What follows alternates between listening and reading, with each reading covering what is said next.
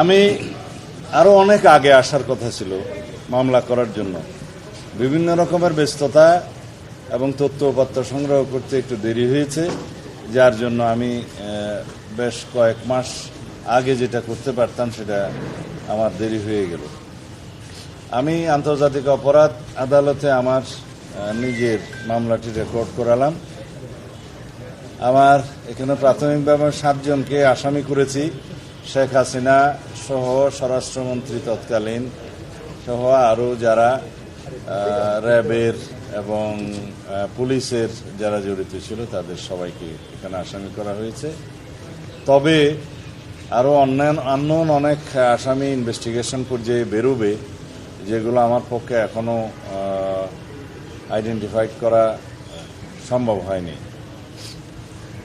শুধু আমি আমার মামলার কথা বলবো না, বাংলাদেশের গত ফ্যাসিস্ট রেজিমে, শেখ হাসিনার অবৈধ ফ্যাসিস্ট রেজিমে যারা এনফোর্স ডিসঅ্যাপিয়ারেন্সের শিকার হয়েছেন আমার মতো, যারা জুডিশিয়াল কিলিংয়ের শিকার হয়েছেন, যারা পুলিশি নির্যাতনে মৃত্যুবরণ করেছে, যারা বিভিন্নভাবে আওয়ামী দলীয় সন্ত্রাসীদের দ্বারা নির্যাতিত হয়ে মৃত্যুবরণ করেছে অথবা পঙ্গুত্ব বরণ করেছে, বিভিন্নভাবে মানবতা বিরোধী অপরাধ সংঘটিত হয়েছে, এই সমস্ত কিছুই আন্তর্জাতিক অপরাধ ট্রাইব্যুনালে যাতে মামলা হয়, যারা ভুক্তভোগী তারা যাতে মামলা করেন সেজন্য আহ্বান জানাচ্ছি।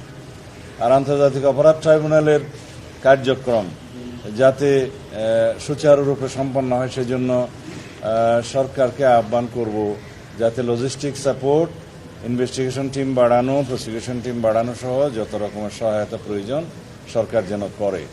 আমাদের পক্ষ থেকে আমরা যতটুকু সহায়তা আমাদের জন্য আমাদের ক্ষেত্রে প্রযোজ্য তা আমরা সহায়তা করব।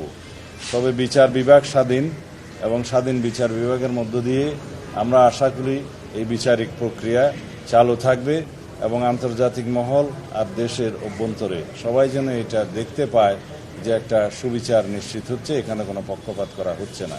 এটা আমাদের খেয়াল রাখতে হবে। যেভাবে ওপেন কোর্ট ট্রায়ালটা মানুষ সরাসরি দেখতে পাচ্ছে, এটা আমাদের দেশের জন্য একটা নজির স্থাপন করেছে। আশা করি এখন উন্মুক্ত আদালতের বিচার কার্যক্রম যদি সর্বসাধারণ দেখতে পারে তাহলে সেখানে সুবিচার নিশ্চিত হবে ইনশাআল্লাহ।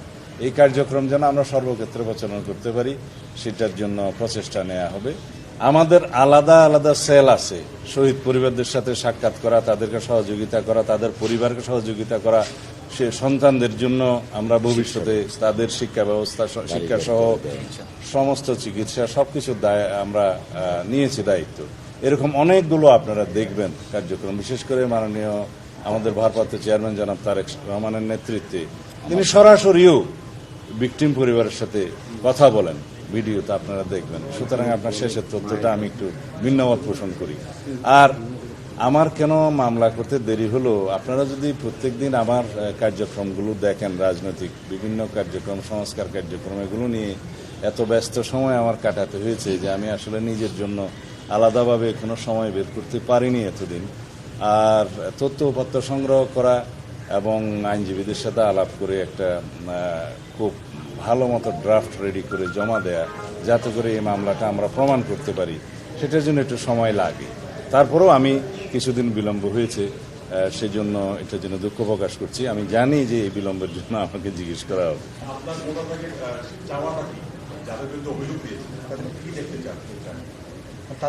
আমি কি দেখতে চাই সেটা ন্যায় বিচার না। আইন যেভাবে মনে করবে, বিচারে যেভাবে সাব্যস্ত হবে সেটাই আমরা মেনে নেব। আমি তো চাইব সর্বোচ্চ সাজা হোক, কিন্তু আইন আদালত সেটা সিদ্ধান্ত নেবে যে কোন সাজা তাদেরকে প্রমাণ করা হবে, দেয়া হবে এবং কিভাবে আমরা প্রমাণ করতে পারলাম সেটার উপর নির্ভর করবে। সুতরাং বিচারের বিষয়ে কিন্তু স্পেসিফিক এভাবে বলা যায় না যে আমি অমুকের ফাঁসি চাই, অমুকের এই চাই। আমাকে প্রমাণ করার দায়িত্ব আমার, এবং কোর্ট বুঝবে, আদালত সিদ্ধান্ত নেবে কোন সাজা দিবে। আমার প্ল্যান্টের মধ্যে যতটুকু আছে যে শেখ হাসিনা এবং তৎকালীন স্বরাষ্ট্রমন্ত্রী আসাদুজ্জামান কামাল, বেনজির আহমেদ, একেএম শহীদুল হক, মেজর জেনারেল জিয়াউল হাসান, আসাদুজ্জামান মিয়া, মনিরুল ইসলাম, এই পর্যন্ত আমরা নাম মেনশন করেছি এবং আননোন অনেক কথা। অবশ্যই সেটা শুধু বিএনপির প্রতিশ্রুতি নয়, এই জাতির আকাঙ্ক্ষা, জুলাই আগস্টের শহীদদের রক্তের আকাঙ্ক্ষা, সমগ্র জাতির প্রত্যাশা, এই জনগণের প্রত্যাশা, ন্যায় বিচার প্রতিষ্ঠা করতে হবে। শুধুমাত্র জুলাই আগস্টে জাতিসংঘের রিপোর্ট অনুসারে 1400 শহীদ হয়েছে, 2000-এর বেশি আহত হয়েছে, পঙ্গু হয়েছে, অন্ধত্ব বরণ করেছে। বিগত 15-16 বছরে 7188 জন আমার হাতে তালিকা আছে যারা বিভিন্ন রকমের পারসিকিউশনের মাধ্যমে হয় মৃত্যুবরণ করেছে, হত্যা করা হয়েছে। এনফোর্স ডিসঅ্যাপিয়ারেন্সের কথা তো বললাম, 709 জুডিশিয়াল এক্সট্রা জুডিশিয়াল কিলিং হয়েছে প্রায় 2700-র মতো, পুলিশ কাস্টডিতে মারা গেছে অসংখ্য। এইভাবে যারা নির্যাতিত হয়েছে, যারা নির্বাসিত হয়েছে, যারা কারাবাসে গিয়েছে, যারা অন্ধত্ব বরণ করেছে, চিরতর অপঙ্গত্ব বরণ করেছে, শিকার হয়েছে হত্যাকাণ্ডের, এগুলো সবগুলোর বিচার করা হবে ইনশাআল্লাহ। তবে এতগুলো বিচার করার জন্য আমাদের হয়তো ভবিষ্যতে আরো ট্রাইব্যুনাল বাড়াতে হবে, প্রসিকিউশন টিম বাড়াতে হবে, ইনভেস্টিগেশন টিম বাড়াতে হবে। এগুলো আমাদের প্রতিশ্রুতি, জাতির কাছে সমগ্র জাতির প্রত্যাশা, আমাদের প্রতিশ্রুতি তো বটেই, এগুলো কন্টিনিউ করতে হবে। সমস্ত রেকর্ড সবকিছু আমাদের কাছে আছে, কিন্তু বিচার যারা প্রার্থী তাদেরকে দয়া করে এসে মামলা দায়ের করতে হবে, এইটুকু তাদের কাজ।